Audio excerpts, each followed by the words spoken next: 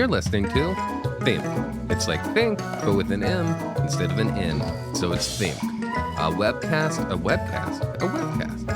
podcast, any kind of cast that suits the mood for learning. An educational-ish cast, where we do the learning, so you don't have to. Shut it down. I'm your host, Nicholas Rue, and with me I have two bored apes. One, as usual, is my also host, Paul Vine. Vine. I wasn't sure if Nick was going to say my name, but he's never done that. I don't know why I thought he would do it this time. I would say your name. A forecast for weather. And then Paul is also host. Your job is to introduce our guest. Okay, sure. It's never been done, but this week It's we never have been with done. us. We're doing new things.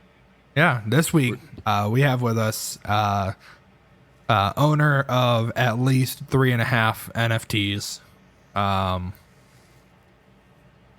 star musician, wannabe hypothermia contractor, JON Massey. Yeah, that's bored ape with gun, bored ape with crack pipe, bored ape with loaf of bread, and I do own half of bored ape with shutter shades, but I couldn't get the whole one. Did you ever get the one with the Greek fisherman's cap? I know you had your eye on that one. I did, but I sold it for $3 million. Oh, to Paris Hilton? Gwyneth. All right. This is episode 98. So what? The last thing we talked about as a podcast were ghosts. But we found out there was too much ghost for one episode. Yeah, it turns out that when you have something that is based on the number of people who have died, and there's been a lot of people who have died, historically speaking, there's a lot of ghosts. Yeah, it turns out not as many as you might think. Yeah, there's anywhere from billions, hundreds of billions to none. That's the amount of ghosts there is. People do we think have died ever? Oh, we know Just that number. We know back that of number. the hand calculation. What do we have for that? It is. What's the number? I mean, I don't know it offhand, but we as a species know it. I think it's estimated to be like, it's not that much more than the current population of Earth, I think. That doesn't bode well for the 117. population. And that's because 117 billion. Okay, that's actually more. That's way a more. lot more than the. That's current way more. Okay, That's a lot. That's easily but not twice the that current much population of Earth. See, what I'm getting is 117 billion people have been born. Now, I assume That's not the same thing. That's many not of the them same have thing. Right. died. I don't know if we can say that conclusively. Correlation does not equal causation. Well, no, wait. How many people are alive now? 7 billion, right? 8 billion. Those people closer to 8 haven't billion. died. The rest have died. So 110 110 billion people have died ever. But within And a few years, 117. yeah, given You on Given what we a know. cosmic scale. But That's why we are putting people on the blockchain so that they can stay alive forever. that's literally the plot of Westworld season 3. Wait, what? Effectively, yeah, is putting people on the blockchain, as I remember it. Putting souls on the blockchain. oh my god, Shit, I need to get back onto Westworld. That sounds Fucking rad. stupid. Westworld in the last season got so stupid it went from being like a prestige show to being like a campy show. That's Jonathan like it. Nolan, right? Yes. Okay. I'm watching Person of Interest right now. Also a Jonathan Nolan creation. I feel like you're perpetually watching Person of Interest. It's good. It's really good. But there's the episode we just watched. is great because it, like, on the one hand, most of the episode is about Jim Caviezel's character being held by Christ. the FBI. Person of Interest is about how Jesus Christ joins the FBI, right? He comes back. No, he was in the CIA. He was in the CIA. He was really good at murdering for the CIA, and then he had to he became homeless and was living on a train. He got hassled by some guys, and then Ben Linus from Lost found him and turned him into a superhero. Dude, you've seen this show like 5 times. Yeah. Doesn't it have a computer algorithm that puts crimes on the blockchain so they can catch them? Yeah, so that's the whole thing, is that there is a computer that is predicts the crimes and gives them a number. It's just like, hey, this person's going to get hurt, or is the herder the person who does the hurting? But they don't know. They don't know if it's going to be if the person. They don't know. They don't know if the person that they were herder. given. Yes, they could be the herder or the hurtee. Anyway, the last episode that I watched, there's all the main plot, which is like, ooh, Jim Caviezel's stuck in federal prison, whatever, who cares? But in the background, they're like schlubby detective guy that they've recruited is protecting a supermodel, and the first you get instance of that is it cuts to him getting maced and just beat up with a purse. And then the next time you see him, he's just getting like shot at by a bunch of people. And at the end, she like gives him like a kiss and is like, I'll see you again, Lionel, or whatever. And that's all you get of that. And it's incredibly campy. It feels like the Community episode where Abed delivers a baby in the background. I think the show is good. That's middle of season 2. I think we've drifted into deep waters here. How many times? See if we can maybe get towed back to the main, the shipping lane. About here. ghosts? All right. I'm going to start doing a second podcast that's just an hour of Paul talking about some show that's a solid like 6.2 on IMDb. And then we can get to the thing we want. And you can just like mute me and put that on there. And seriously, haven't you watched Person of Interest before? No, I never finished it. And You're by only the way, halfway through season 2, though. I finished season 2 the first time, and then I started over. Okay, I had to refresh my memory. Okay, I thought you would just like finish the first season, and you were like, "This is so good. I want to edge. I want to prolong the rest of Person of Interest." No. I did what I always do, which You're is like, I don't want to live in a world in in which there's no more Person of Interest for me. So I'm gonna let myself watch one episode every 3 months. But that's how you wind up like binging it desperately on your deathbed, you know? Like I've put off watching it. I've just discovered I have an extremely terminal like bone, illness or something. I'm going to die in 48 hours. And I just like, I can't be with my family because I need to like finish watching this show. Doctor, I need you to open up the ports on the hospital's network so that I can SSH into my Plex server. Doctor, so I can I need your Hulu Person Plus of Interest subscription for a dying man. Would you not give this to a dying man? It's on HBO. It is an 8.4 on IMDb, by the way. And that's all I will say about that. I don't believe that. That's high. All right, I guess you're right. There's a reason they gave Westworld to him. I can't wait until I get terminally ill, and then I will finally watch Person of Interest. And then in my final moments, in my last words, I will say, Paul was right. That show's definitely an 8.4. I, too, can't wait until I get terminally ill. And what happens to terminally ill people? They die. And what happens to people who die? They may or may not become ghosts. Here we are. We're back. We've hit for the cycle, baby. We're back at ghosts. Right. So much like the world's one of the most popular franchises with ghosts, we decided to make a sequel to it that's basically going to be the same episode. That's with the right. same Ghost, jokes. Ghost A little 2. different. Patrick Swayze is back. I don't know what happens in Ghost. He dies, right? He's the Yeah, ghost. that's the beginning. yeah. Yeah. He's Okay. It's not even referring it in the present tense isn't even correct because he is dead. He's the ghost. Okay. Yeah. In the The famous titular ghost. Yeah. Clay scene, that's actually Whoopi Goldberg who's channeling him. Patrick Yeah. Swayze. But they never let you see the Whoopi Goldberg cut. Release the Whoopi Goldberg. They need to cut. release it. They need to release No, that. that moment's passed. I don't think we're going to get the Whoopi Goldberg cut at this point in time. Now more than ever Now more than ever, the world needs Whoopi Goldberg cut. to heal. All right, so last time on spiritualism, Paul, give us a recap. You're always really good at recaps.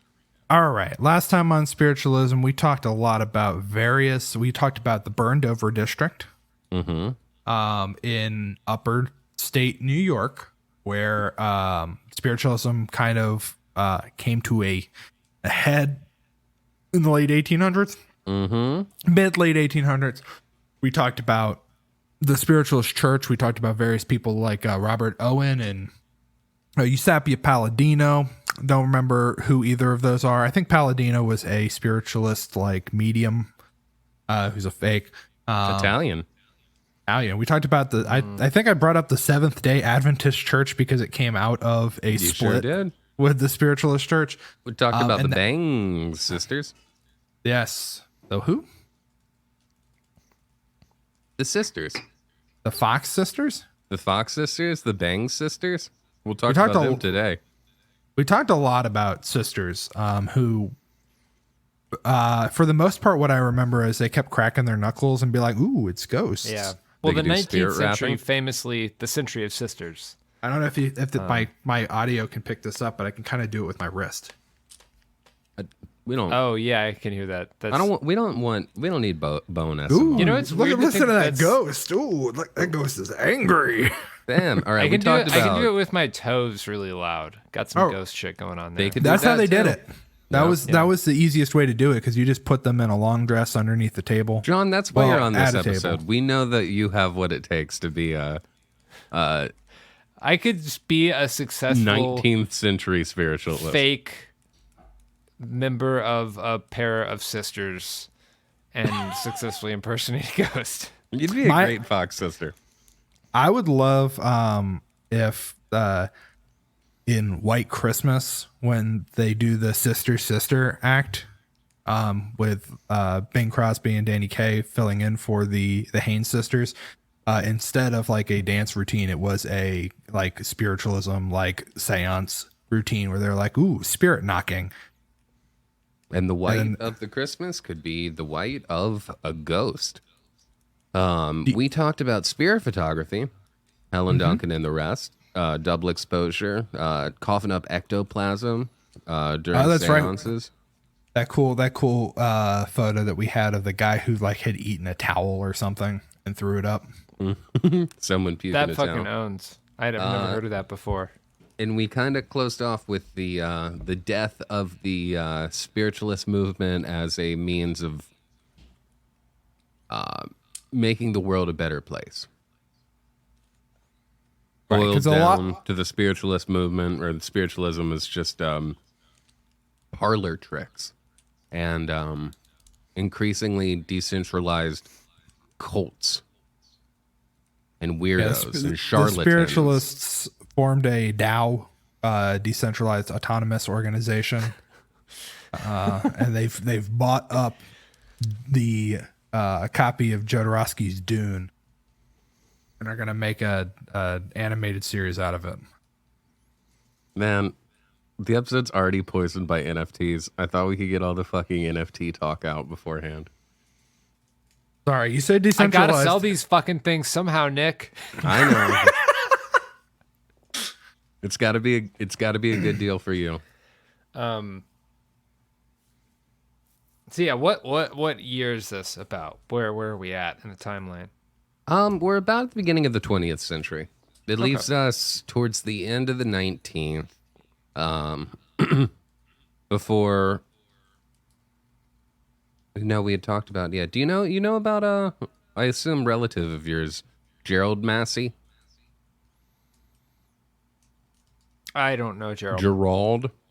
I don't know Gerald. Geraldo Massey. Geraldo I don't know Massey. Geraldo.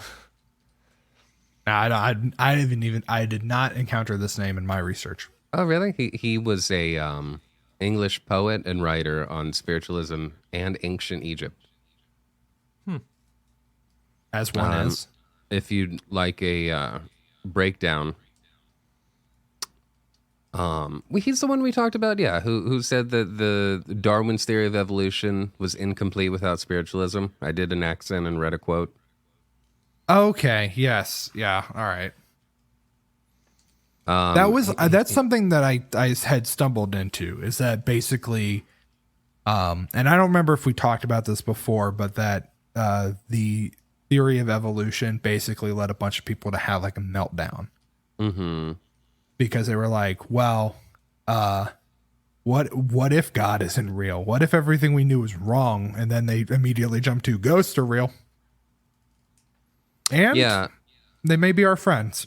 Gerald Massey. Gerald Massey. One of his other major assertions were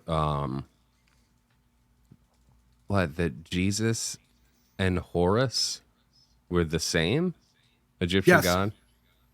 That sounds right. Why Horus? Let's see, both virgins. Born of virgins. They were not. Both raised men from the dead. Damn. Died by crucifixion, resurrected 3 days later.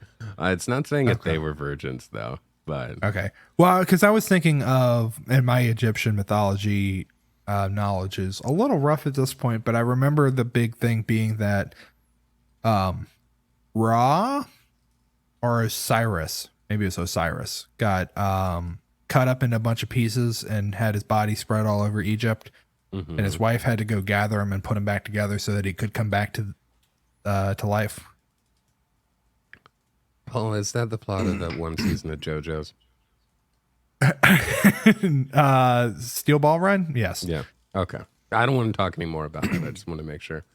I'm so excited for you to read Steel Ball Run, by the way. We don't need to talk about this. Come on. We have guests. Paul, we have guests. I know. John knows. Tell me more about. You start talking about Gerald. JoJo's, you're gonna see me hit the crack pipe. That's definitely against TOS. That might actually get us. Yeah.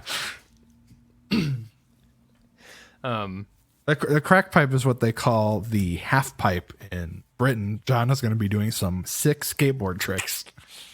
All right. What do we got? Oh, you're cracked at the pipe. That's what they say when people are really good at pipe tricks. Oh, being cracked in the pipe just means being gay in Britain. That's what they say. That's how you're really good at skateboarding. No one knows that. No one can explain the connection. That's why Tony Hawk's so famous, because he's the only straight man that can skate like a gay man. Skate Like a Gay Man is absolutely a like pop punk album that will be released in the next 2 years. Yeah, sure. We're bringing back skater punk. It never left, only in your mind. Never left. All right. Sixth wave emo. Anyway. You have more about Gerald Massey? No, that's pretty much it. He didn't do a whole lot. He was into Christian spiritualism and then noticed that Jesus and Horus had a few things in common. I feel like this is the era of amateur Egyptologists in a big way, right? Yeah. Yeah. Well, I feel like it all feeds into this, right? Like a big thing about, I think this goes into modern day ghost hunting. One of the things that I was looking into was just like the phenomena of beyond the people who are like spirit knocking. They put me in a cabinet at night and I'm tied up, but somehow the guitar is playing, whatever. Like the using machines to try to detect the presence of ghosts and the utility of that. It just doesn't seem to work. So I was looking at like, here's some examples of like turn of the century, 19th into 20th century ghost machines. So the planchette, right, which is part What of is the planchette? that It's a is Ouija like board, effectively. this is before It's the guide, the thing that you guide on the Ouija yes, board. it's before it was originally though before Ouija board. It Right. was its Well, because own you would just thing. write with it, right? You would just hold a pen. Yes, They do and- that. There's a great scene in Haunting of Hill House where they do planchette. Yeah. And, But one of the things this article that I was reading kind of cites is that like part of the appeal to that was that it was usually couples that would do that. And in order to manipulate the planchette, you have to sit next to each other and be very close to each other. And so it's like, we're That's we're a fun summoning date a- night. Yeah, You it's don't like, see a we're spooky summoning movie. a ghost. You just summon a little ghost. Well, they it didn't would have still a be movie. a pretty fun date night. It's like, hey, let's just do spirit writing, you know? Yeah. So there's the planchette. There is the dial plate, which is a clock light plate. That I never got a photo of it, but it says the medium would manipulate it, and the hands would point at letters and form specific messages. So it seems like a kind of like what if a clock were a Ouija board. There is the Oh, the dial psychograph. plate, like DIAL. Yeah, DIAL plate. I can't find a photo of it either. There is the psychograph, or apparatus of indicating a person's thoughts, which is a machine that also works with a series of levers and discs that the user manipulated to spell out the words of ghosts. A lot of what if we made a complicated machine that would spell out the ghost? Something called a spirit trumpet. Yes. Oh, I've heard of the spirit trumpet. I can't remember if we talked about that last time. It felt like it was familiar. There's the spirit scope, the materialization chamber, the cablegraph, and then spirit photography. So there was like all stuff in like end of the 1900s that people were using to try to communicate with ghosts. And it was a lot of Well, it was a time period where there was like it was like a technological boom, and it was like the age of the inventors and shit, and like I don't know.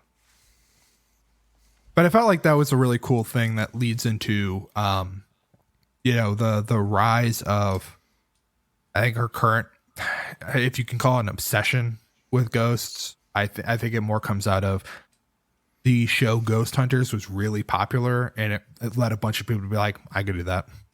I got a flashlight. Yeah. I'll go walk around Yeah. some spooky place, make shit up. I'm still hung up. I'm looking at photos of the psychograph. It's incredible. It looks like the helmet that he wears in Honey, I Shrunk the Kids, mixed with like the hair dryer, the like beautician hair dryer. Oh, They're still working on this, right? Doesn't Elon Musk have one of these that he puts in your brain now? yeah, he's going to put it in your brain. So he's going to put the ghost directly in your head.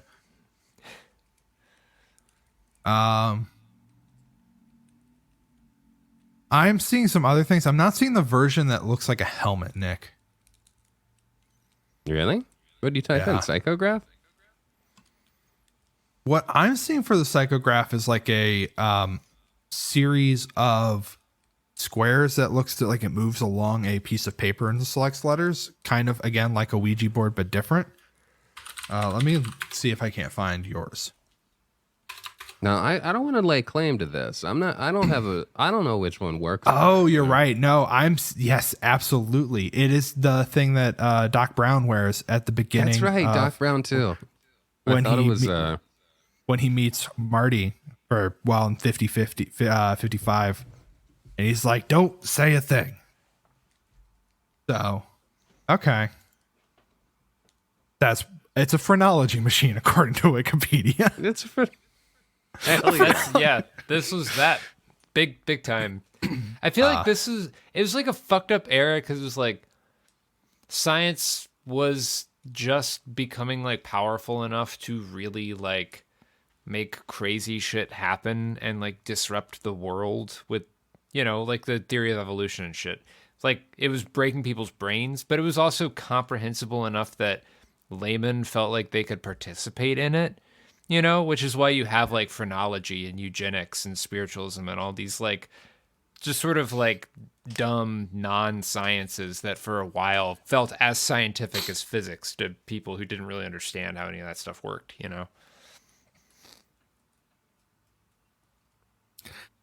Yeah, I mean,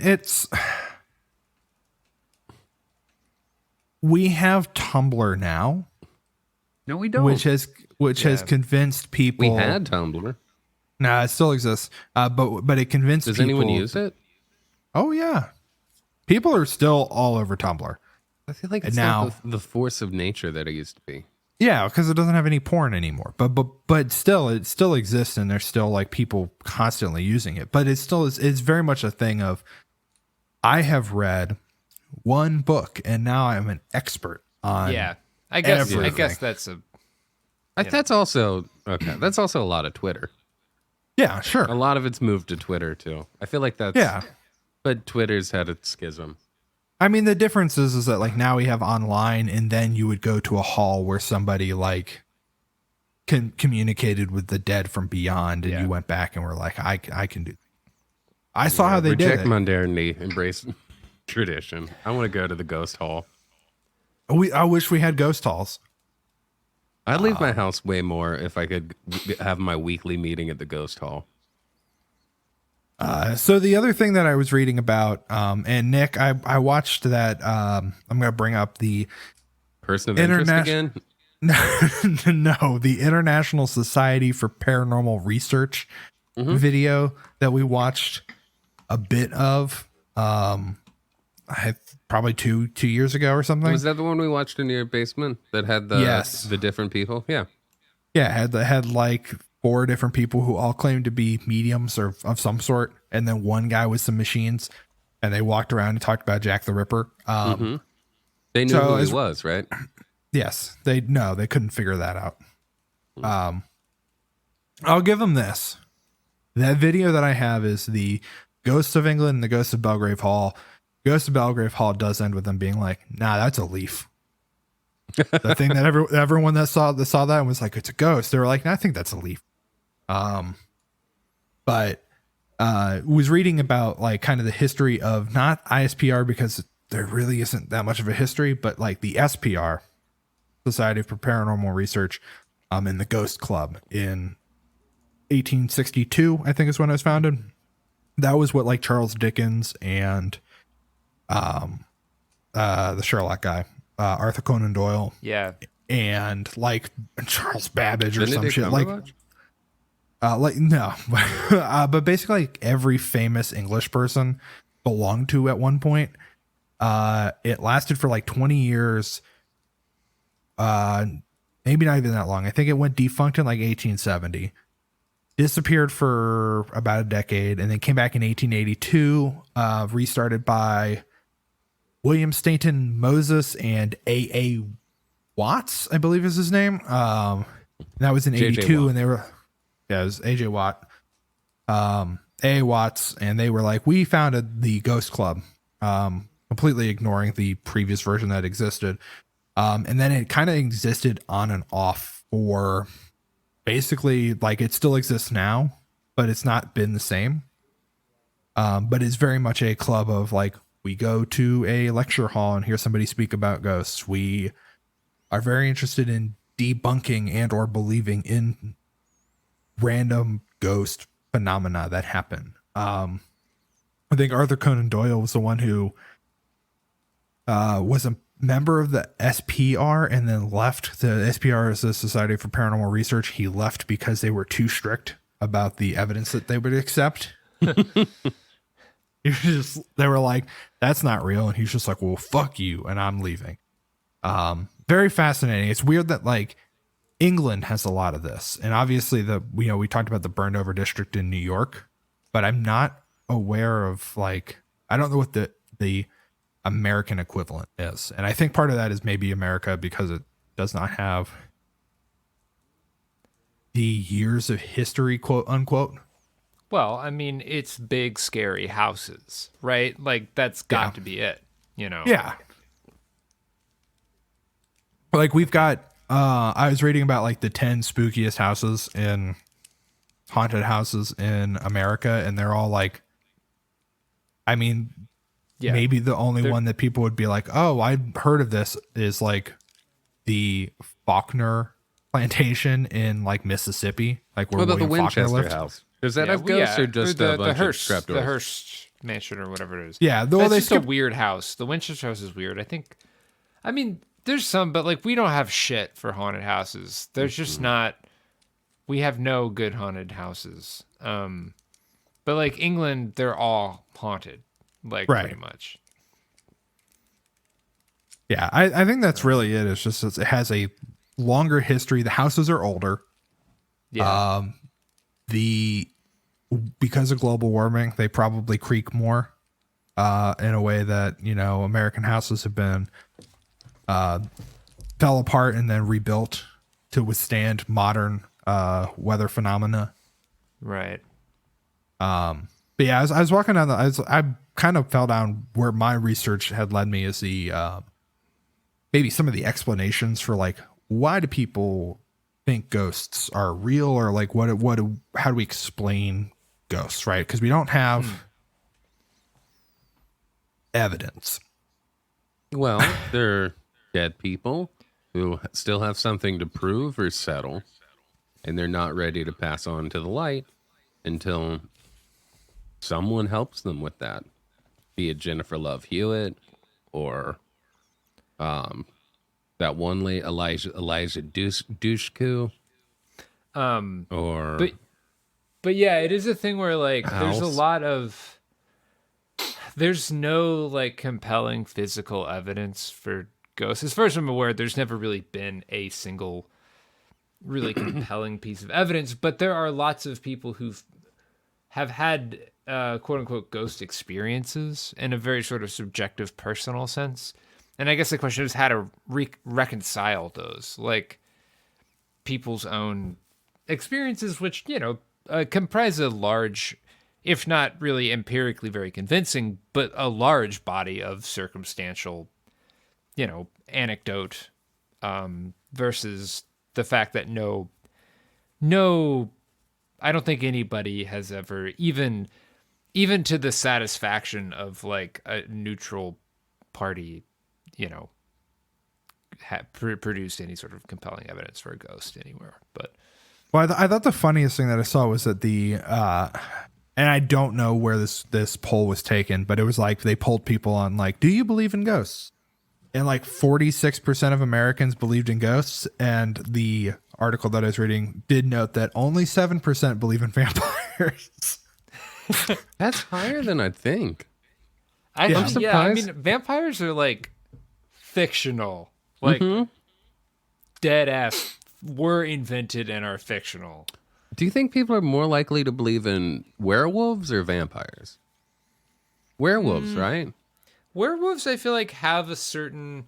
I mean, I guess vampires probably come from like different cultures have different ideas that approximate vampires, but werewolves feel like a folk tale-y in a way that like I could see somebody believing in something like a werewolf. And I think if you go into like a scientific like explanation, there are more syndromes and diseases that would explain something that would be recognized as lycanthropy than something that is recognized as vampirism, right? Like there's a classic people are thing really where you afraid don't of people who are pale, have like slick back hair, talk like they're old Italian perverts, recluses, you know, fear of wearing shut-ins. capes. Or You see someone in a mysterious cape, you people. think something's up. But like, yeah, I could see where like with a werewolf, like you can see where the origin stories for these things come from, right? Like you can see where the kernel of truth is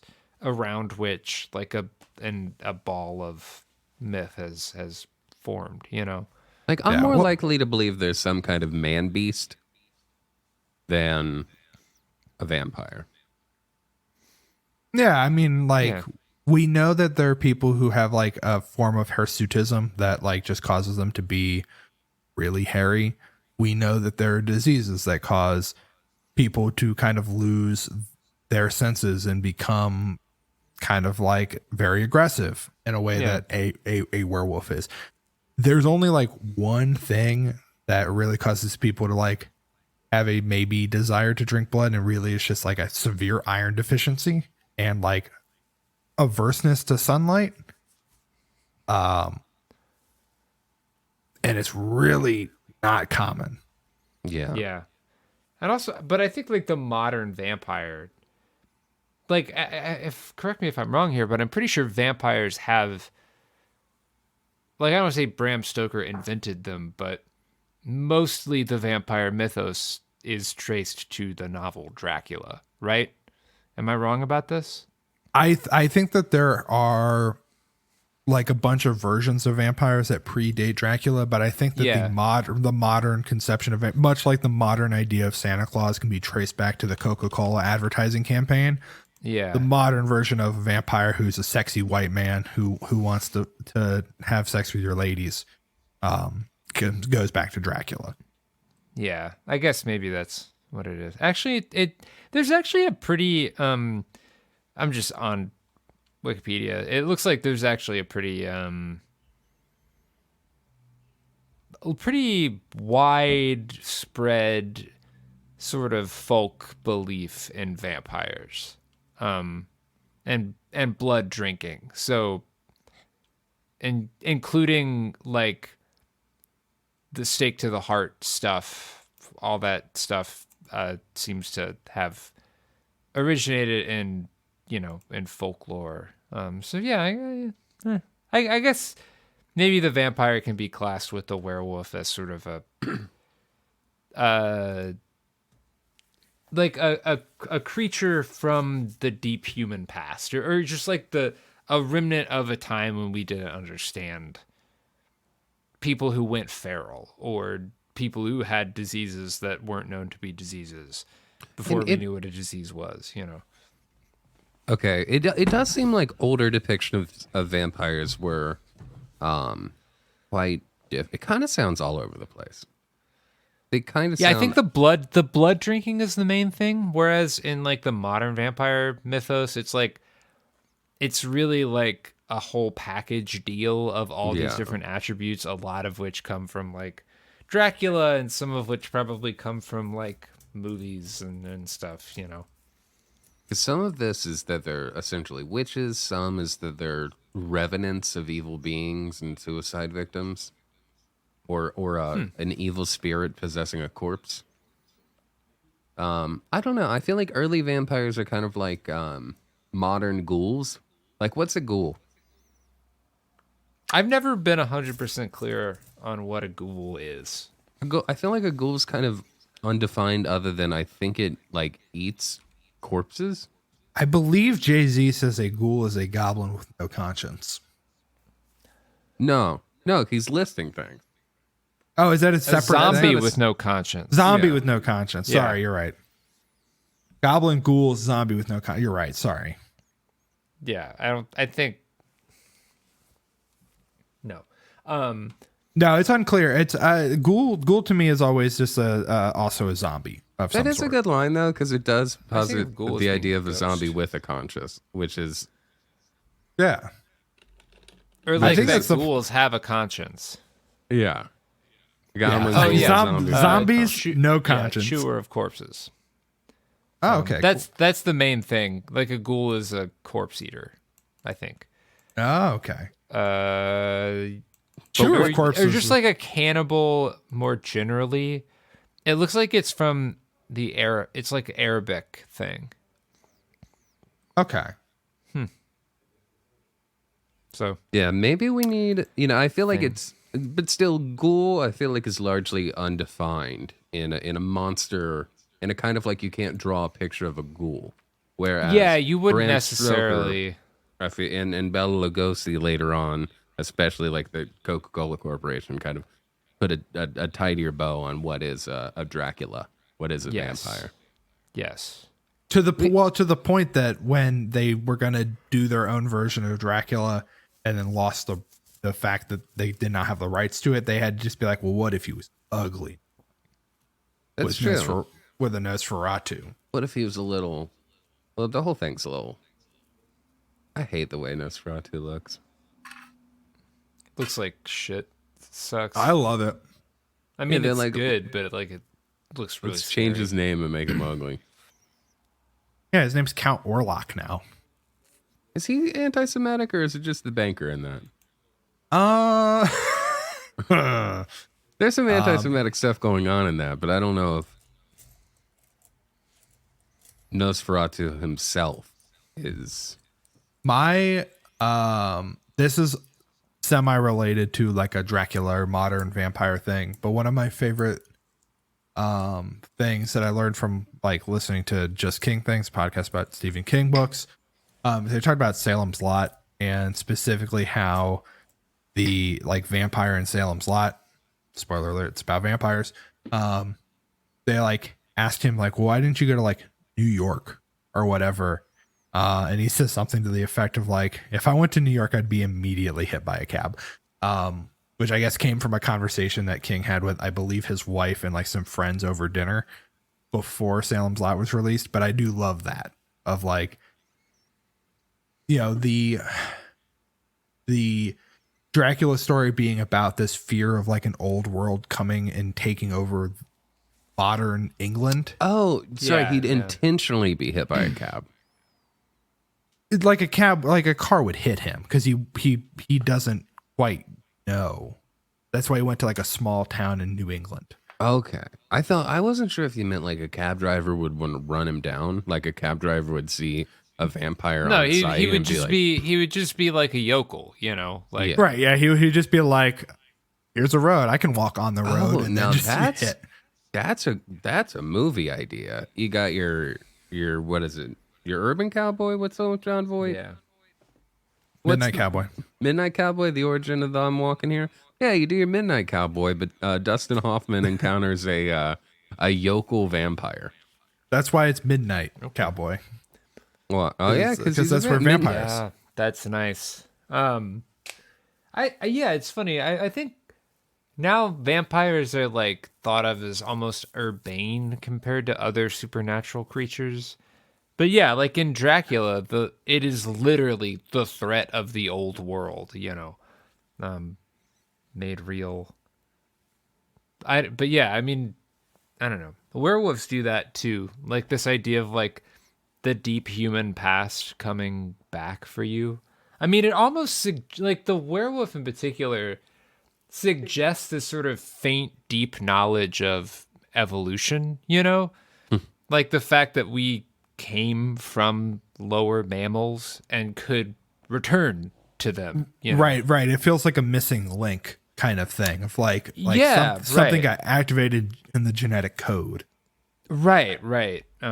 Which, like, you know, later, I mean, Sasquatch or whatever is doing a very similar thing. It's like, I think almost like reflecting our own anxiety about our connectedness with the non-conscious, you know, animals or whatever. I don't know. Yeah. Well, that's also like the Dr. Jekyll, Mr. Hyde. Yeah, that's Dichotomy. I feel like Yeah. they're in the same genre of monsters, and I'd really like Jay-Z to continue that list for us. Hit him up. He's not doing anything, right? That's true. Actually, I take that back. I think he's doing all the NFL entertainment booking. So That's fucking insane and hilarious to me. they partnered with him because they were like, well, Kaepernick sucks and is bad, but we can't be real obvious that we're racist, so we're going to bring Jay-Z in and he's going to get us Beyonce. And we're going to put end racism on the football fields. Do you think Jay-Z believes in ghosts? Is he one of the how many? 40? 46%. 46%. Yeah, I feel like, I don't know. Do you believe in ghosts? No. I think they'd be cool though. I kind of do. Like I've never had an experience and I don't expect to. And I think if you really grilled me on brass tacks, I would admit like, no, right? Like there's no way. Like there's no plausible scientific explanation, but I'm just like, I don't know. I kind of want to, if that makes sense. You know, I would kind of love feel to like believe in ghosts. That's kinda I where I'm- want to. I want to believe. I want to believe that there is more than just what we can pin down scientifically. Even if I would concede in the end that there probably isn't. You know. Yeah, I mean, that's where I'm at. It's like, I think that it's all a bunch of hooey, but it sure would be cool as shit if it were real.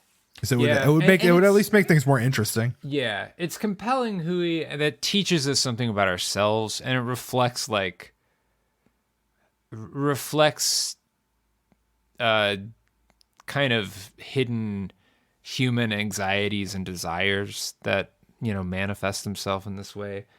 Our anxiety about history and our anxiety about our own past and the people who have left us and, whatever, are they disappointed with us, this and that. And like, in that way, I feel like it's, yeah, I don't know, but there's also like, I definitely can't identify the mechanism, but it makes sense that like, it doesn't seem outlandish to me that people will just sort of collectively or individually have these experiences just from their own minds, just sort of like manifesting these things internally. Yeah, I mean, there's a lot of what I was reading is like, beyond the maybe somewhat physical explanations for why people have supernatural encounters or whatever. The two big things being like it's infrasound, like it is sound that is below the limit of human hearing that is causing like this sense of unease, which is a thing that we know. That's Havana is- syndrome. Yeah, I feel like that's not, if I remember correctly, it's limited in its application though. But It is, and it is a thing that like on its own has not, like, they've not really been able to document it necessarily. Like, or the studies have shown that like when they pump a chamber with that, people feel dizzy, people feel a bunch of other things, but they don't necessarily are like, I saw a ghost or whatever. And then the other thing is like electromagnetic fields, in which there are various incidences where, something gave off an electromagnetic field that did mess with a specific person's brain in a way that caused them to see something or whatever. But it's never, it's not super documentable. It's not reproducible in everybody. well, the nature of it, and the brain being a poorly understood thing in general, Yeah. So a lot of it just falls back on like just basic psychology, a basic idea of like, if you tell people, right, like if you say, here's a haunted place, here's a place that is haunted, and people go there, they are primed to be like, some spooky shit's going to happen. Right. And after a while, you create a sort of cultural idea of hauntedness. There's like instilling within people the idea that a place might be haunted. Yeah, there's an article that was cited in one of the things I was reading by, I believe his name is Ellis. I've lost it since now, but one of the things it brings up is that a lot of what happens in these ghost stories or in these legends are, it's called like ostantism or something like that. I wish I had the word. But it's a term in ostension. It's a term used in like folklorists, like folklore. People study folklore, I guess, folklorists, which describes real life actions that are guided by, I'm just going to quote this, are guided by a pre-existing legend. Purest form, ostension is the literal acting out of a story in real life. An example might be if a group of child abusers, hearing rumors about satanic ritual abuse, were to change their modus operandi to include some of the atrocities mentioned to confuse children and make prosecution more difficult. Damn, so that's basically, their go-to example? Yeah, I don't know. That's a little. This was written in 92, so I feel like the satanic panic Yeah. stuff was at the height of It wasn't weird to bring up. Everybody was collective talking about conscious. But Dude, like that, yeah, but for real, like that was like a huge thing back then. I haven't finished reading it, but that's what the new John Darnielle book's roughly about, Oh, right? that's interesting. I'm 30 pages in. He would be into the satanic panic. Yeah, I'm about halfway through it. It's really interesting so far, I think. I like the first 30 pages. But just a lot about like people who write about true crime and follow true crime and like what it means to do that. I think is really fascinating. But regardless, that is like a thing, right? It's like you hear enough stories about a place, you're going to go through there and I mean, if you add to it, right? Like even outside of a internal psychological thing, there's a, like, if I have my own version of this and talk about it, I'm part of this. I'm part of this Yes. area now. And right. And throughout history, like the snake eats its own tail in terms of like the stories begat stories. Like, you know, it's not a like, oh, there was once a time before we had this idea of hauntedness. It's just that like that is, I think, probably just a fact about how memory works, how like the human relationship with death and the ambiguity of what happens after it works is like anybody. It's natural to think about, you know, the persistence of the human soul, you know.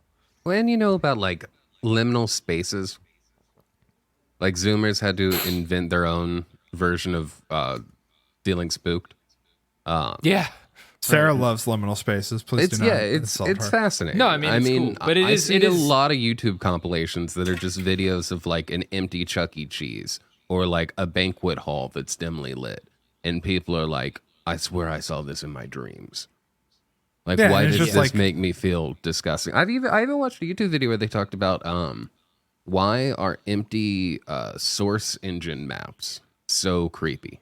Like, why do empty Gary's Mod servers seem so that's the most that is the most I don't even know what the fuck that is. Nick Rue video that you could have described. Someone made it. I didn't make it. But basically, like, you know, there is a feeling we get of when we're in a place where we feel there should be people and there are not people. That's why the abandoned mall is so fun. That's why people like break into abandoned houses. And I feel like that feeling is you know, tied to that ghost feeling. Yeah. Well, yeah, and like if you put 100 people in the same room in a haunted house, it's not going to feel that scary. Yeah. You know, it's like I think you've hit at it, which is like when there should be many people but are none. Like it's that we feel like because there should be people, there are, you know. Yeah. And well, like we just can't see them. Mm-hmm. Yeah. And I think that also explains why, like, how often is a haunted place a small place? Like, how often is an apartment haunted versus how often is it a huge mansion? How often is it a huge space that should fit way more people than are ever present? Oh God, like a haunted studio apartment would be the fucking worst. What if you just had like 20 ghosts in a studio apartment? Yeah, it's harder to create, like, it's harder for me to imagine being, for instance, even like, so like now I just live in this apartment and like if Mike's not around, I'll be in the apartment by myself and it's like kind of hard to get spooked. Right, because any sound but like back when I was living in a house, you know, like a 2-story house with a basement, it was easier, you know, and like when I was living, you know, I was at my parents' house and they weren't there, an even bigger house. Oh God. Like easier still. And yeah, like it is something to do with like being in a space which needs more people and there aren't, and yet you feel like there should be. And I think, yeah, part of it is your brain supplying missing people for the locale and just like not knowing where to put them or what they're doing. Well, and I think there's also like on the opposite side of that, it is when you're in an apartment or an apartment building or you're in a place that you collectively share space with other people, even if it's not your immediate space, you hear noises, you see things or whatever. Yeah. And your brain writes it off as like, oh yeah, like you hear a knocking. It's like, oh yeah, it's the guy upstairs or whatever. Yeah, I hear creaking. It's like those guys are always fucking creaking at 9 p.m. Like, why are they doing? You know. Yeah, but if you're in a house, and nobody else is there, and you hear that noise, you're like, what the fuck is that? Yeah. What is that? Is that ghosts? That sounds like ghosts. Yeah. And I think that's it. I think it's just this like unease of the space that you're in, because there's too much of it. Yeah. Yeah, maybe That's- we yeah, have that's animal interesting. brains that are, wired to want people around us and expect people around us, and when there when we expect people and there aren't people, we're a little spooked. And then when we are in a place where we expect other people and we know they're not there, there's like a level where it's fine, like you're saying in an apartment, like you Yeah. feel comfortable in a shared space. At least you feel like, not alone. And then when you do feel alone, but then there's a signal that you're not alone, boom. Right. I think a big part of it is a discomfort with isolation, or feeling like, feeling kind of helpless. Like, again, think about the archetypal haunted mansion when it's at its scariest, when you're spending the night alone there. Mm-hmm. If you're there during the day, it's less scary. If you're there during the day with a lot of people, it's actually not that scary. Like, think about these rooms, the rooms of this mansion, like brightly lit, populated with, I don't know, whoever the fuck is at them, servants or whatever, like whatever, not these places when they were originally inhabited in the, in the 1600s. I don't think they would have been looked at as that scary.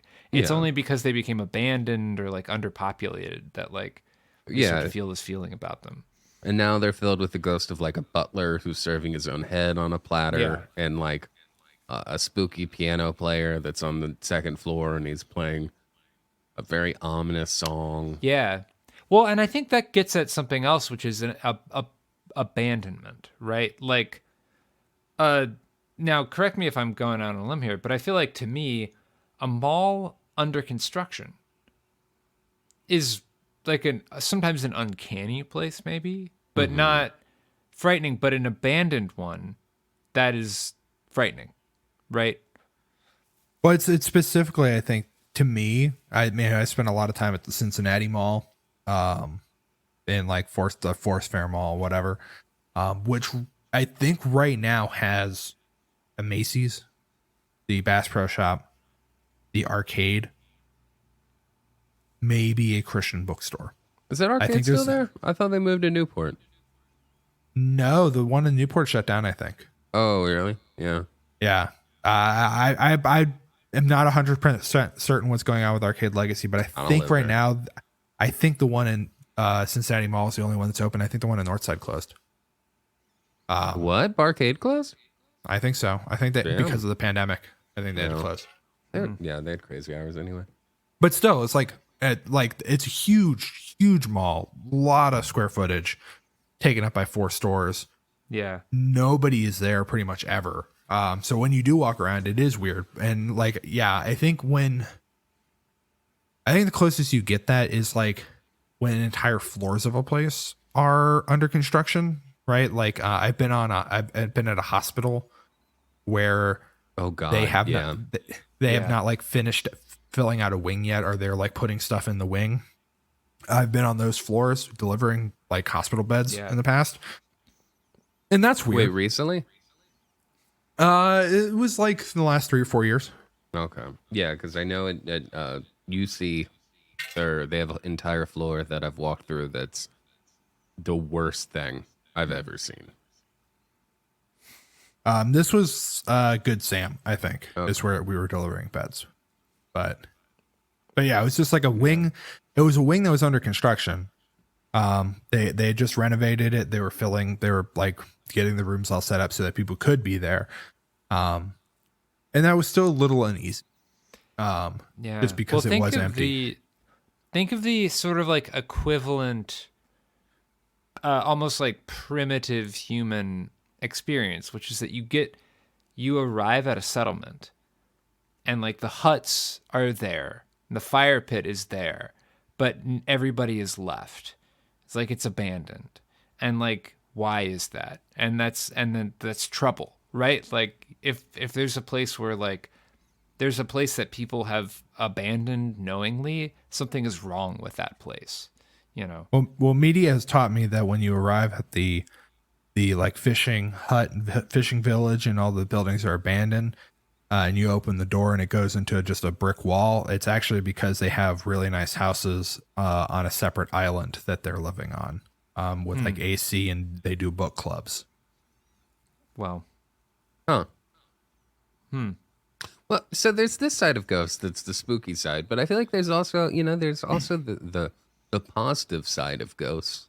The loved ones that you wish you could commune with, that you want to believe are either watching over you or protecting you, around you somewhat, which leads to the spirit photography and seance side of it, which is more, what we've talked about for a little bit, I think, is about kind of, the fear of ghosts. The good part of ghosts is, the phasmophobia. Well, no, it's One might what? say the phasmophobia, the fear of ghosts. Yeah, the phasmophobia, the fear of ghosts.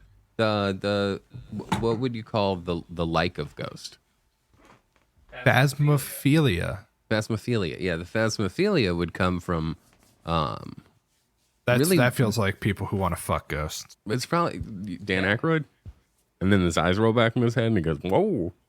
Yeah, or Diarrhea Planets, Ghost with a Boner. Yeah, I mean, a lot of people, people want to believe that life goes on after death, that there's something more, that there's a God, an afterlife, a heaven, or just some way of retaining the soul after death. And some people just want to get, there's a lot their of dick money to sucked be by made a off that. random hotel ghost. That's what that John Cougar Mellencamp song is about. Jack and Diane. Mm-hmm. Oh yeah, life goes on. Getting, Long after the thrill of living is Getting gone. throated by the ghost of the Tasty Freeze. Yeah, sucking on a chili dog, indeed. Yeah, I mean, there's definitely that aspect. I don't know how. I think part of this has been colored by entertainment, right? Where in the Great 1800s, poison of entertainment. but I mean, like, so the 1800s, right? You've got people who are Back in the good trying days. to contact ghosts. That is, you go to like a hall to see somebody do their shtick or whatever, and there's this promise of maybe speaking to a loved one or whatever, right? Like, one of the things we talked about the last time was how much of that fed into this. But I feel like with the rise of like movies and entertainment being what it is, the Hollywood industry being what it is, I feel like, The Hollywood industry being what it is. well, I just mean like You couldn't horror have said it better movies. than that. Horror movies are a thing. And I feel Yeah. like that has taken over the entertainment part. And so I think most people participated in that because they want, there's an entertainment aspect. There are definitely people who did want to, like, yes, I would like to communicate with my dead grandfather or whatever. And to let him tell me where he hid all his pornos or whatever you want to ask your dead grandfather about. I feel like that's, how often does that come up? Like, how often are people speaking to like a Miss Cleo, spirit medium, you know? Like, it still exists. Yeah, but I feel like ghosts are now scary, like 95% scary. Where I think there was a time when it was more, the idea of theosophy wasn't even so much ghost based, so much as just like there's a way to contact the dead, not even in a spectral way necessarily, but just like communication with the realm of the dead or whatever. And that doesn't have to be scary or whatever. It can be benevolent or. I mean, in Chicago, I'm still surprised by the number of, like, not just tarot places, but like mediums who have storefronts in like popular busy locations. Yeah, it's Like, a they're scene. making enough money to pay the rent on a storefront and pay the electric bill to keep that neon sign going. But I guess a lot of that's probably novelty.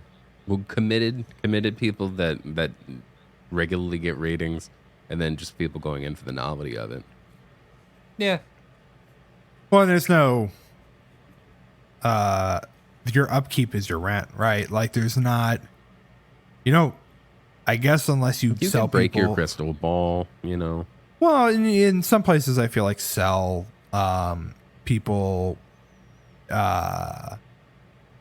like sage or something, right? Like some sort of like, oh yeah, you've got bad vibes, burn this or whatever. When are they going to come out? And they might already have this. Do they have like a medium tarot like subscription service yet? Is there like an app that you can use? Yeah, I'm sure there is. I thought you meant like a loot, like a mystery box that you get. Yeah, like a mystery box that sends you like sage and a smudge stick. Yeah.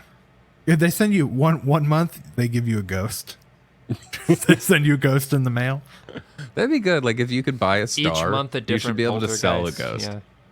We should do that. We should start. If people are going to do NFTs, we should sell like ghost certificates where like for $15 you can own Henry Ford, the ghost of Henry Ford. Yeah, we'll send you a mysterious box with nothing in it, and you open it, and then just like a breath of cold wind comes out. Yeah, that's the ghost. We'll register on a ledger for you that you own the ghost of like John Cassavetes. Yeah, I'd love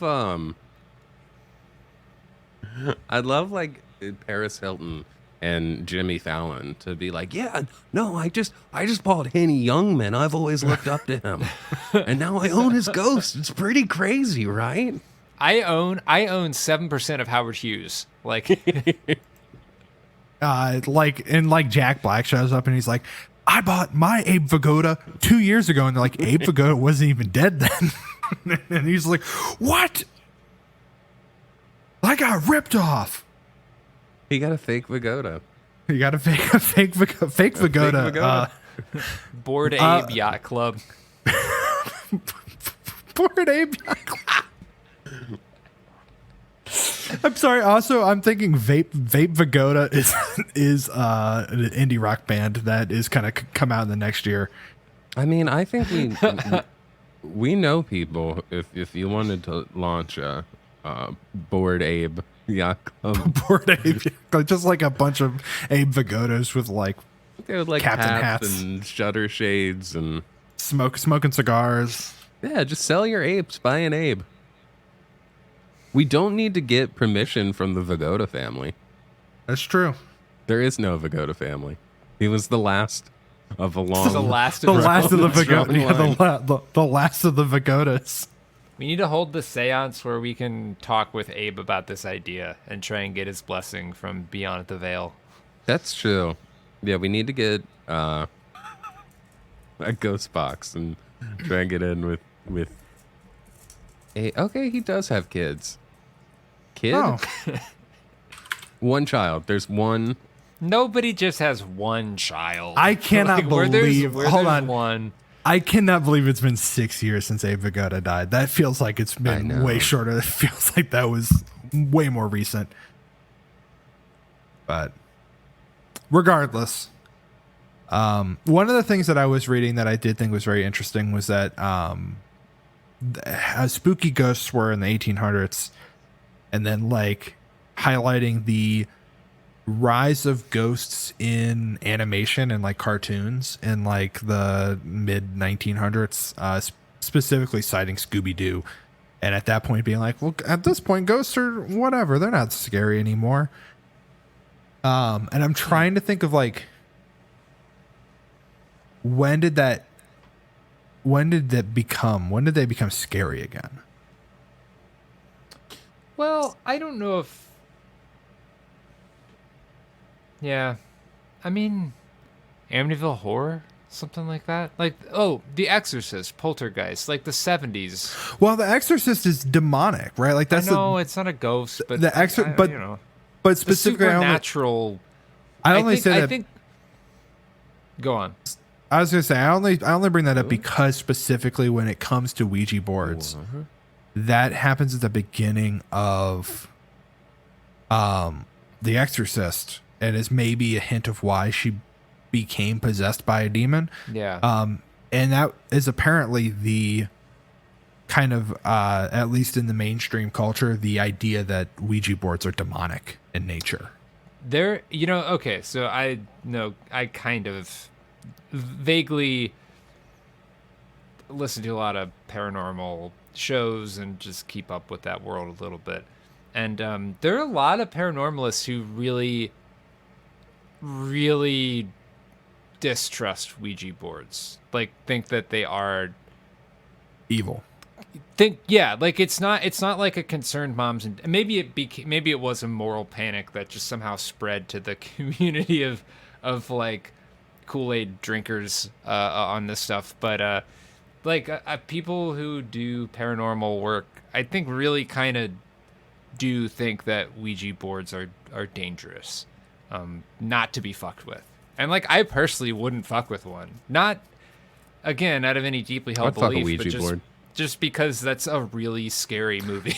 Like, I don't want that to, like, I'm not fucking with it. Like, I don't think The Exorcist is scary. It's very funny to me because my mom thought that was the scariest thing she's ever seen.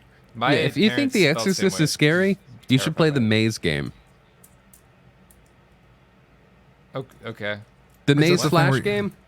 Yeah, You is ever that play the that thing where you go through and then the Exorcist's face pops up out of nowhere? Now that's terrifying. Oh yeah, that I remember that. That was scary. It's like that ad with the car coming down the hill. Yeah.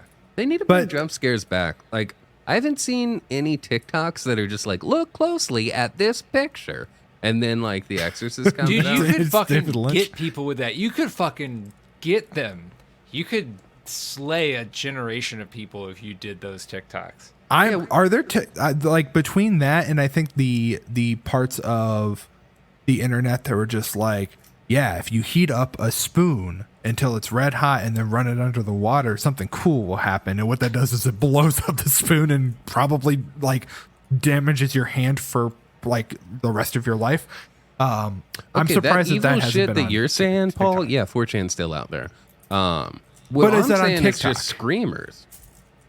I'm just good. I'm gonna start editing screamers for TikTok. We need Dude, to that scare Zoomers fucking off. We need to bring the jump scare back. Like, I want to No, bring we the need jump scare to TikTok and to Facebook. You never see you never see boomers just like looking at like you know, you won't believe what We need to edit the jump scare into episodes of like The Big Bang Theory or Young Sheldon or whatever. No, everything I see on Facebook is just like, you won't believe how he reacted when he found out she was cheating, or like one crazy wardrobe hack. And it's just like people talking, and you like turn it up to hear what they're saying, and like, bam, you get them. Yeah, just Great. slowly take it down perfect. where they're getting more, like the fight's getting more intense, and then The Exorcist pops up. Yeah, just Boom. fuck yeah. Yeah, sure. A really recipe hand-wavy- video where they're like, wait for like Oh, it shows something like baking and you can see in the oven, and then fucking Exorcist. Yeah. Yeah, or the egg fuck bigger yeah. than before video. Just What like is- bigger than before, and then it's just Linda Blair's face. Yeah, that'd be good. Bring back the screamer. Yeah. I don't know. I was gonna say that I think the jump scares primarily went into, like that where that exists now. I feel like was on YouTube with Let's Plays of horror games. And then there was a rise of video games that are horror games that are designed around the jump scare because they were designed with somebody's going to play this and film themselves playing it, either doing a let's play or streaming it, and their reaction of the jump scare is going to be what draws people to continue to watch this. Yeah. So it became kind of Markiplier's fault. right. Well, PewDiePie as well. It became like a communal jump scare. Well, like it was like a movie theater was a communal. That was a communal jump scare Woo. too. Sure. Um, That they sold Paranormal Activity solely on that, and then that Dude, movie yeah. was garbage Movie in my sucked. opinion. The I movie mean, sucked. I think a big part of the transition from like Ghosts being Scooby Doo to Ghosts being scary again was I think there were just like a bunch of kind of there was like I think in the 50s and 60s like monster movies were cheap and trashy and dumb and you weren't really that scared by them, although maybe they had a couple good whatever, but like in the 70s there were like, you know, a slate of like fairly serious, intelligent and pretty freaky horror movies that came out. And like that was also that's Stephen King, you know, like he's like you're getting like serious, like pulpy, but also like, you know, adult like horror fiction being written for like an adult audience that wants to actually be really scared and not just entertained but like frightened. Well, and, so, and like, it's I don't know. yeah, it's interesting because you do have the scary horror movies that came out in like the 70s, even the 60s, right? But like the rise of the slasher film, Yeah. which I think also quickly went back into Scooby-Doo territory, right? Like where it came out and it was like, look how like ooh, a bunch of people being murdered, to in ratcheting it up. Yeah, it goes back into being camp or like, yeah, let's put Jason in space or whatever. But I do think that derisively. Great movie. yeah, Jason X, baby. But yeah, I do think that like that there's always been horror movies, right? Like throughout the like with, I mean, Nosferatu was like 22, I think. The Dracula film was 31. Like there was always Nosferatu was 22 in that movie. yeah, People he aged looked like shit he back looked- then. Yeah, he looked rough. A rough Eastern Europe- 22. Jesus. What was all that nerve gas? I mean, Yeah, So that's much why he nerdy started. gas. you just try and come out of the trenches looking like a spring chicken, Nick, you know? Shit. Yeah, it was really weird when Count Orlok started like breakdancing. It was like, I don't know about you, but I'm feeling 22. Anyway, like there's always been horror movies, and there has been that like evolution of it into the 50s and 60s, and I think that it was in like the 70s was when it started being a like money maker, like huge money maker, in a way that those films existed before but weren't necessarily like mainstream. I'm curious as I don't know offhand, but I'm curious as to like what is the highest grossing horror movie of all time relative to the era that it came out. Adjusted for And- inflation. Yeah, don't adjusted for inflation. Actually, I wouldn't know that. Because I would imagine that, like, I mean, Exorcist was huge, I think.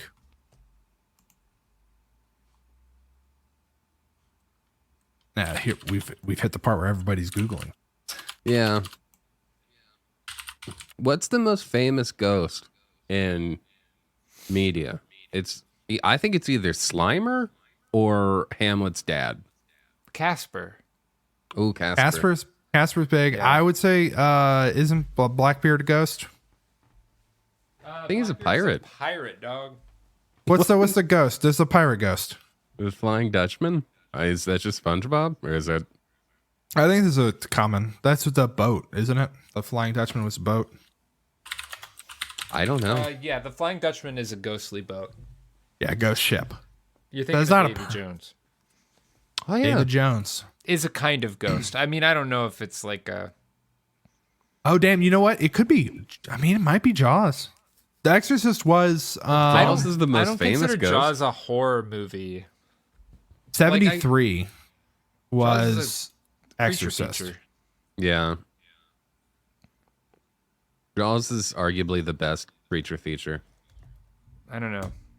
I mean, Jaws was the first like Jaws was the start of like the summer blockbuster, though. Yeah, I feel like it's just a thriller or an action movie. I don't know if it's like a horror movie to me. Yeah, I mean, I also think it's a thriller, but it scared the shit out of a bunch of people.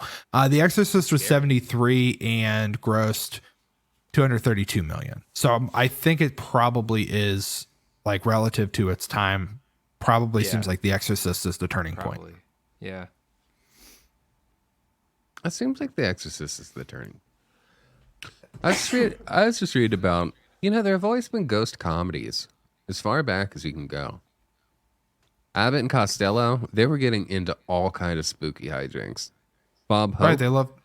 the ghost, the Ghostbusters were named after an old series called The Ghostbusters, where they had a gorilla that also busted ghosts.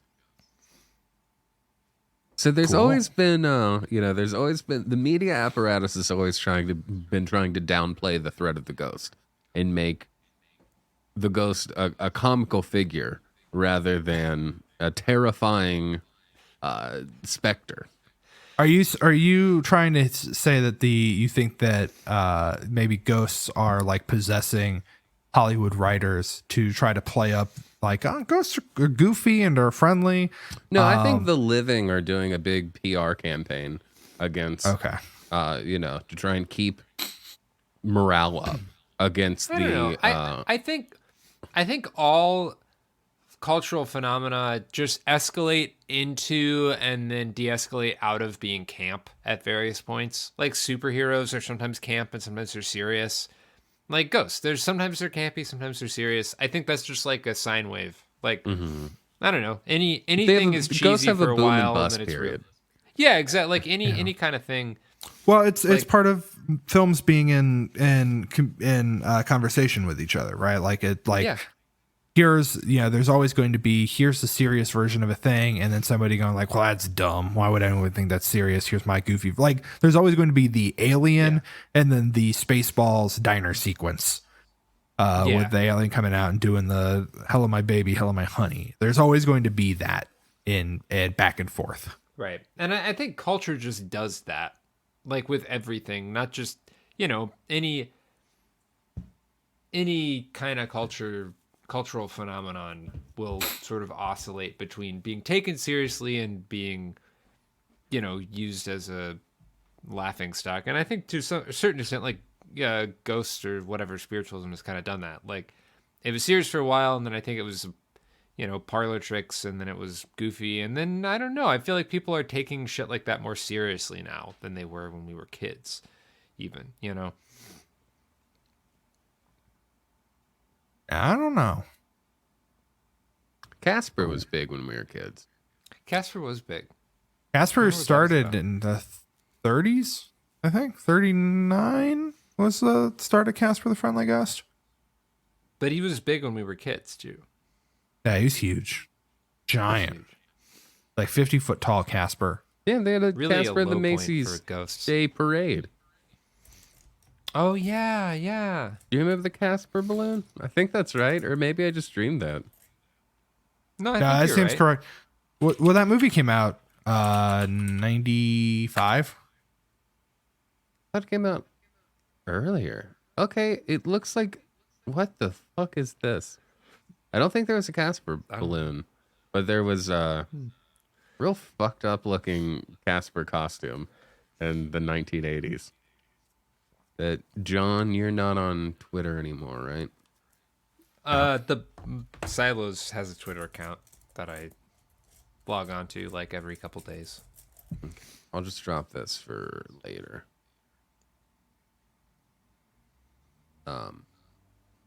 Brad Garrett was praised by critics for his performance. Citation needed. That's all you need to know about Casper the film. Rough. Brad Garrett was in that? Yeah, Brad Garrett was one of the bad ghosts. Oh, really? Was he one of the uncles? Yeah, he was Fatso, I think is what it said. Okay. I don't know if he's one of the uncles or what exactly, but I don't remember that film super well. No, but I know I loved it when I was a kid. But he has your favorite person from Abe the Vigoda? No, it has Devin Siwa. Oh, yeah. David Sawa from Final Destination. The director of that one movie, The Fanatic. And he's the Fanatic. Yeah, I was a big fan of that movie. You didn't like that movie. No, we talked about that on this podcast. I know. Why didn't you like that movie? I don't think it was that good. Was I it don't. I because it can't. was a real piece of shit. He used to be a piece of shit. It's still a piece of shit. That movie can't change. That's true. Movies can't change. I'm willing to reevaluate that film in like 10 years. All right, Twitter's trash. I won't even. He didn't direct it. He was in it though, because it was directed by Fred Durst. Yeah. Yes, he was the guy in it. He was the famous person. He was also the human Casper. Yes. Speaking of, this episode is sponsored by not Casper mattresses. This episode is we can't say Ghost because it's the name of like a CBS sitcom airing right now. Yep, we can say whatever. NBC's not CBS or NBC. Don't know. Also, I think it's CBS. Also, what do you know about that show, Paul? Do you know who stars in that? No. Rose McIver, star of iZombie. Oh, really? Yeah, my parents like it. I kind of want to watch it. I've seen all the commercials that say it's incredibly good. I've not watched any of it. I like Rose McIver, and I thought she was a delight in iZombie. Show directed, terrible created name. by, Pretty fun. created by the guy Rob from Thomas.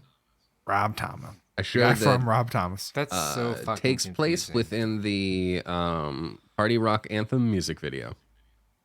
That's right. I forgot that. Yes, Clive is in Party Rock Anthem's music video. Incredible. Yeah, never forget that the Party Rock Anthem music video takes place within the iZombie extended universe.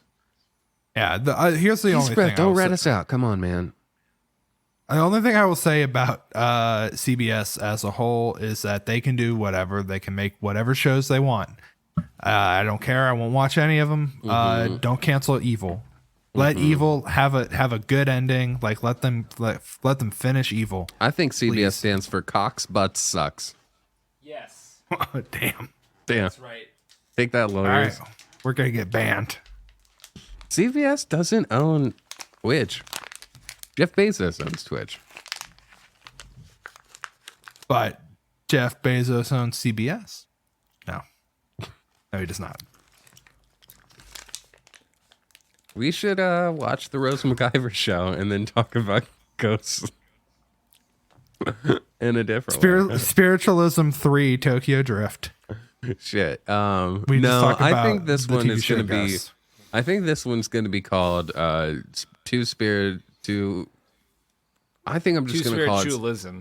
I think I'm just going to call it Spiritualism 2. We solve ghosts Yeah. All right. because I think we solved ghosts earlier That's true. We did solve ghosts. in this episode. We bought a ghost. We bought a ghost. NFT. Shit. You guys want to do? I don't really have a whole lot else to say on ghosts. We solved them. We solved the ghosts. I think we've pretty much tied a neat little bow on this one. What's your favorite ghost? Slimer.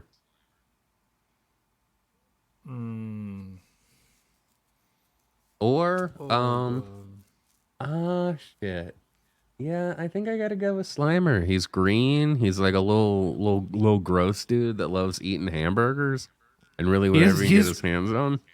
He is the only ghost I think that somebody cited when somebody asked if are there any fat ghosts. Somebody was just like, well, Slimer's kind of fat. That's true.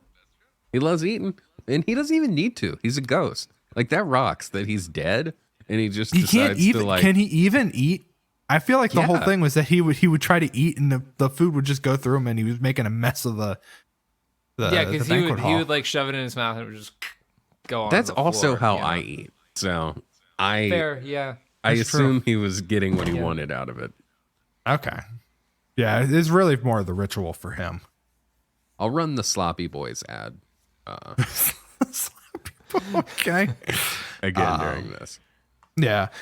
John, what's your favorite ghost? God, I'm struggling. I'm struggling to think of like a favorite. It's hard to pick just one. Yeah, top 5. Just throw Rattle some them names off. on the board. I Toss some like- darts. Okay, here's what I'll say. My favorite genre of ghost is the poltergeist. And I just love the Poltergeist? idea of just like teenagers manifesting like prickly spirit activity. Just think that's I don't think we've ever encountered a poltergeist in Phasmophobia, Nick. That's true. That's I don't know if it's that's a plug for our video game stream, which happens on twitch.tv/theme.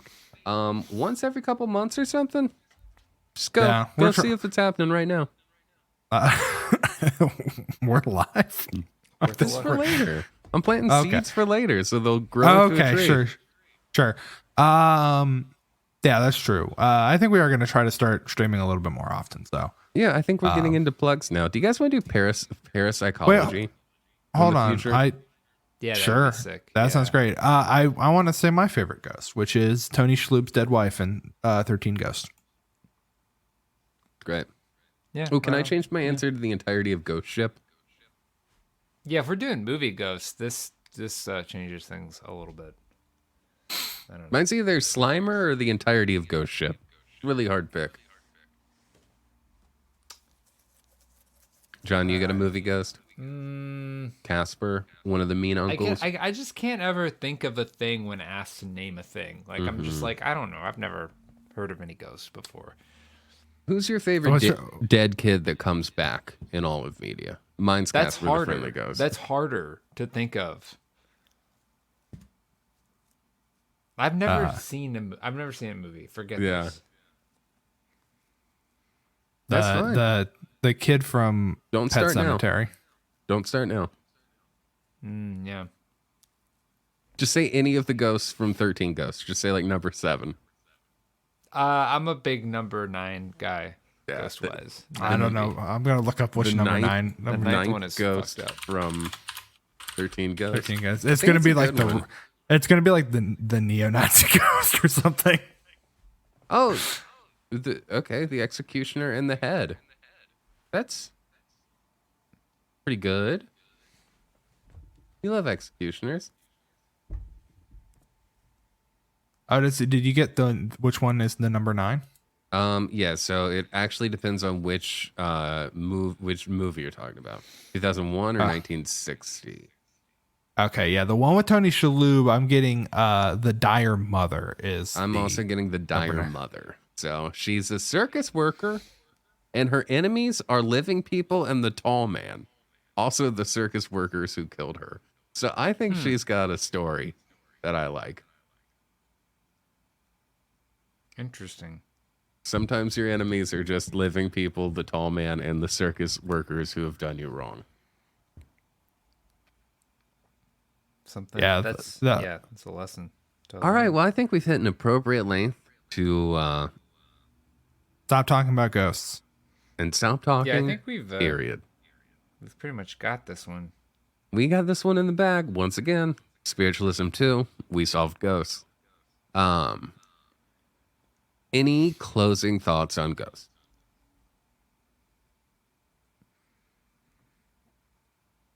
If not, we can move on. Dead air is the enemy of content. Have we real? figured out what percentage of the people who were living and are now dead have converted into ghost form, spectral form? We were at 100 something billion people. I don't think there are that many ghosts. So it seems like we're batting like a less than 1% easy. Oh, I feel like there's like 100,000 ghosts. Yeah. You know, Total? Okay. That seems right. I mean, well, you know, I'm not standing by that number, but like that order of magnitude, like there's not a million ghosts. I think there's about 110 billion ghosts. Most of them are just standing in the same spot, so they look like one ghost. Oh, okay. Oh, they're doing like that. It's like that scene in Last Jedi where like the ghost moves and then all the other ghosts have to quickly move so that Exactly. They're all doing kind of a conga line, but they're standing in the same spot. I also think that animals can be ghosts and dinosaurs are ghosts, and that's what the Loch Ness Monster is. I've gone on record as saying that I do think the Loch Ness Monster is the ghost of a dinosaur. Oh, I Bigfoot like that. Is the ghost of a great ape descendant. What do you call a missing link type evolution. What is a Mothman? Mothman's classic alien. This classic alien? Okay. Cool. Mothman's it's something else. It's not ghostly and Mothman, I think, might be like, I don't know, because like, okay, Mothman's tied to Ingrid Cold, who like Ingrid Cold, I think, is like someone from the future. So I think Mothman might be like a kind of like a coal mine canary man hybrid that they've engineered in the future, but one escaped and went back in time. Yeah, it's not 100% clear, but that sounds correct. That sounds correct and lines up 100% with the Mothman prophecy. So yeah, I think there's some kind of time travel gene splicing man beast. I haven't seen the movie. Is Richard an Gere. accepted part of the movie. it did have Richard Gere and the Ohio I need River. to watch that movie. I need to see that shit. It's on the Plex. It's like Okay, I always pretty say, decent. if the movie's got Richard Gere, I'm a fan. If the movie's got the Ohio River, I'm a fan. So that might be on one of my top 10 lists. Top 10 movies about the Mothman prophecy, definitely on it. That's true. I don't know if there's any other films about the Mothman. It's like they say, It's just that one over and over. If it have Richard Gere, bring it here. Bring it here. If Gere be absent, I shan't have it. If it has the Ohio River, bring it hither. Yeah. If you're Richard B. Gere, you're in the clear. If you're Richard B. I can't think of any other Richards. Kind. Go ahead and rewind. That is Richard Kind slander. All right. Well, it's rewind so that you can watch it again. Okay. So if it's Richard Gere, I'll watch it once. If it's Richard Kind, I'll watch it twice. I'll watch it a lot. Okay. Yeah, put that shit on repeat. All right. And put this episode on repeat after it ends in just a moment, in case you missed all the good information we had in this one. John, is there anything you'd like to plug? I am in a band / I am a band called Silo's Choice .bandcamp.com, etc. That's the name of the band? Silo's Choice. Silo like missile silo, Yeah. choice like pro-choice. So the band That's is Silo's Choice, and you can find Silo's Choice online at siloschoice.bandcamp.com. Bandcamp. Yeah, that's the one. Okay. You See, I was can find confused it- there because I thought you were saying your band name was siloschoice.bandcamp.com. That's a different band. Okay. But you Yeah, can find them at we are engaged in a siloschoice.bandcamp.com. protracted legal battle with with siloschoice.bandcamp.com. Nick, quick, mute this. Go ahead and save that. Save that domain name. Okay, yeah. And but we're- you are in /are the band Silo's Choice, which we can find online at siloschoice.bandcamp.com. Right. If you're in the unlikely event that you're a person listening to this who doesn't know what that is, listen to it. Listen to the songs. John all I composes got. both the set and subset of Silo's Choice. I think I got that right. Word. Wow. Yeah. I don't remember math. Appreciate you trying, bud. You got anything you want to plug, Paul? Yeah, I'm also in a band and am not the band, but I'm part of a band called Upstairs that John is also in, which you can find at upstairsuk.bandcamp.com. I will also go ahead and plug here. Sorry, it's that upstairsuk.bandcamp.com. That's what I said. It's not upstairs suck at bandcamp.com. No, it is Upstairs UK. I always get that confused. Okay, it's upstairs. It's upstairs UK. We should get that one too, though. Yeah, Upstairs suck. I will also plug here that I myself, Paul Vine, was on a friend of the podcast's podcast, as you know, a podcast that watches the first and last episode of a show and nothing else, and discusses it. They've done a bunch of shows. They're on like somehow like episode 60 or something already. But I was on recently to discuss one of my favorite shows, and which I think I said was my favorite show of all time, The X-Files. So if you are also a fan of The X-Files or a fan of me talking about things that I love, highly recommend going and listening and hearing me basically just throw out a bunch of X-Files plots to a bunch of people who have not watched the X-Files and watch as they get just absolutely flabbergasted by some of the descriptions of what happens. So Postmodern Prometheus, was that a fun one to describe? I did not do that one. You didn't do that one? You didn't tell them there's an episode that ends at a Cher concert? No. And Cher wanted to do it, but she couldn't do it. So they gave her, she gave her permission for them to get a reenactor. Incredible. No, I think I said I talked about Hunger, the episode where a fast food worker keeps taking off a wig and eating people. Oh, that's a good one. Oh, that's yeah. Well, great, yeah. Funny episode. Good tunes. I'm gonna plug. Go anywhere and just type in theme for the podcast. That's this podcast. But in case you've listened this far and aren't following for the sparse and infrequent updates of this creative endeavor, just go to themeforthepodcast.com and click on the links. Do not click on Patreon because I deleted that. We don't have that anymore. Thank you for everyone who supported that in the time that we had that up. I'll plug me. Type in like Nick Rue on most websites. I'm there. If I'm not there, try like even worse Luigi. Typically Nick Rue. Bad Luigi. Bad Luigi on Twitter. Nick Rue on Instagram. Bad Luigi on Twitter. I've messaged Nick Rue on Twitter and asked if I could have it, and they haven't responded.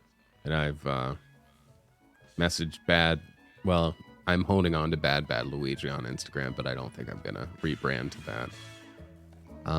So just I don't know. Like and subscribe, as they say.